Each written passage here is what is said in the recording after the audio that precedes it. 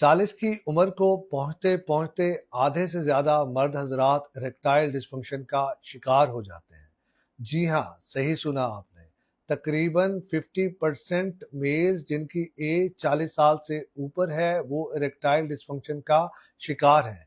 ना सिर्फ ये बल्कि वो नौजवान जिनकी उम्र 30 साल से कम है वो भी 25% इस मर्ज का शिकार नजर आते हैं। दुनिया में ये बहुत कॉमन है और तकरीबन 150 मिलियन मर्दों में मौजूद है। इसकी क्या वजूहात हैं?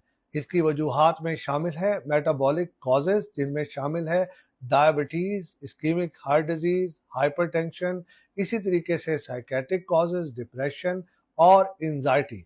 डायबिटिक पेशेंट के अंदर ये बहुत ज़्यादा कॉमन है और तकरीबन हर 3 में से एक डायबिटिक इरेक्टाइल डिस्फंक्शन का शिकार नजर आता है।